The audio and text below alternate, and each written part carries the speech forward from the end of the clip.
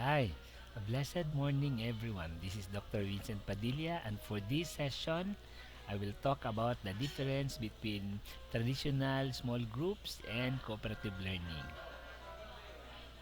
Okay, many of us thought that when we group our students together, that is already cooperative learning. Okay, so we have this misconception about cooperative learning. So when we organize or simply group our students into teams, it's not cooperative learning. So for this session, I'm going to clarify, distinguish small groups, the traditional small groups from cooperative learning groupings. Okay, in small groups or traditional small groupings, the instructor simply tells the students to form groups, no, to complete a task or assignment or activity. Okay, this is also true actually in cooperative learning, but um, the the idea of cooperative learning is not only to form the or assign the class to complete a task, no, but the idea is the group, no, are organized in such a way that they learn together. Okay, so there is what you call a positive interdependence. So if you remember in our previous session, in the elements of the basic elements of cooperative learning, so I mentioned about positive interdependence. That's the whole idea, no? So in cooperative learning, the aside from completing a task, no, the instructor, okay, made sure that there is what you call positive interdependence, no, which is already embedded in the activity. That means as part of the planning and preparation of the instructor, no, make sure that everyone, if you group them into five, let's say five members or six, all members of the group, no, have an assigned task or activity. So everyone is actually um, given a task, no. So it's not only like you give the activity to the group and let them tell them to complete and finish the task. So that's not the whole idea. So again, no, that's the difference. Number one is in traditional small group, the instructor simply gives the task to be completed. So the instructor tells the group, no, to complete a particular task, but there is no clear assignment as to who is going to perform or comply what. So positive interdependence, no, is not structured. Unlike in cooperative learning group, where positive interdependence is structured as part of the activity. That's number one. Second, of course, aside from there is no structured interdependence in small groupings, there is also no individual accountability, and the communication skills are either assumed or ignored, no, while in cooperative learning, part of the activity is really to ensure that all members of the group will share, no, and are given responsibility. So that means everyone is responsible for the performance or the completion of the task. So in cooperative learning, no, every member, no, of the learning group, no, is given a task, and at the same time, no, they are expected, no, to share and discuss about their assigned task.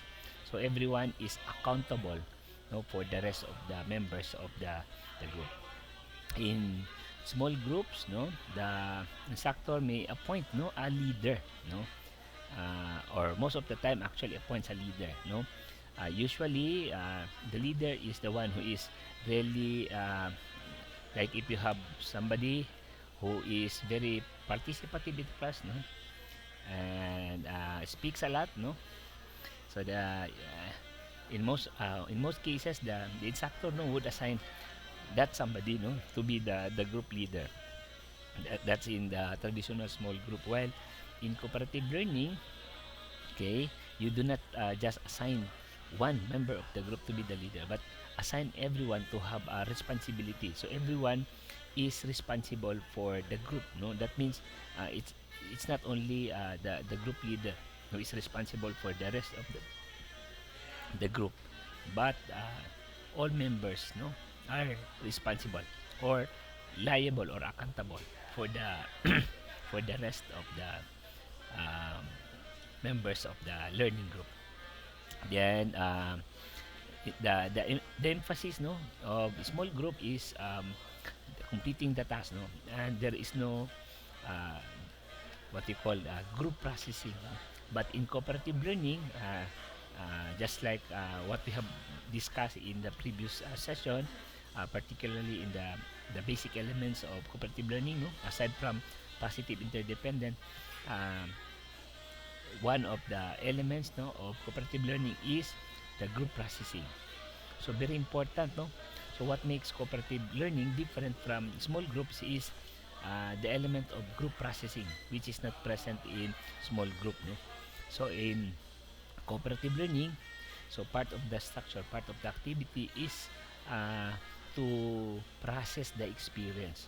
So okay, this is normally done by the teacher, okay, but it can also be done by the group, no. So they you can ask the group to write a reflection which can be part of the activity, no, which can be part of the activity. So you ask them at the end, no, to share and discuss about the whole experience, not only about what they have learned, no, from the activity, but uh, to share about the experience, no, doing the process, no.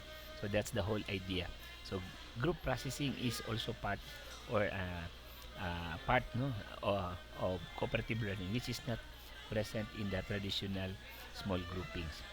And lastly, no, in small groups, no, after giving the assigned task, no, after giving the task to be completed, no, the teacher usually just leave the group, no, and until the given time, no. So that means if it is a class period, no, after giving the instruction, the instructor goes back to his or her chair or table and wait until the end of the period to collect the output, no. So that's a small group. While in cooperative learning, although the instructor does not necessarily participate in the activity, but he goes around and if necessary, no, again, no, very important, no, the keyword here is if necessary, no. So the instructor does not have to intervene or participate, no, in the activity, but if necessary, no, if there is a need for the instructor to sit, no, and clarify some issues, no, no, to clarify the process, no. So if there are misconception or if there are things that the student or the group does not understand about the task, no, the instructor can actually come in, no, can intervene, no, to clarify something. So this is the part where the teacher, no, the instructor can clarify, no, if there is a need for the instructor, no, to clarify something. Again, going back, no, very important, no. Number one is small group. In small group, no, you simply give the task, no, and you expect the group, no, to submit the finished product at the end of the period, for example. While in cooperative learning, okay, it's not only asking the students to complete the task, no, or to submit an output at the end, but actually also structure the activity to ensure that everyone, okay, is accountable and responsible for his or her topic, no, and everyone will have an opportunity to share. So the communication, no, is really part of the process. So it's embedded, no. So again, no, positive interdependence is uh, very important elements of cooperative learning, which is not necessarily present in small group, no. Then of course, very important also is the group processing, no, which is not present in traditional small group, no. In cooperative learning, no, part of the elements, no, of the process is processing, no, of the experience.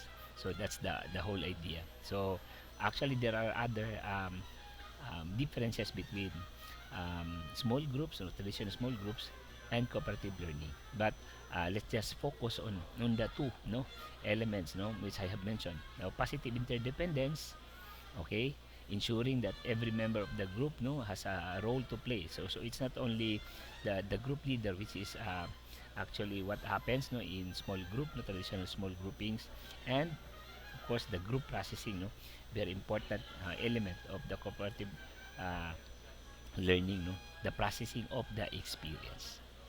Okay, so those are the basic differences between traditional small groups and cooperative learning groups. Thank you, and once again, good morning.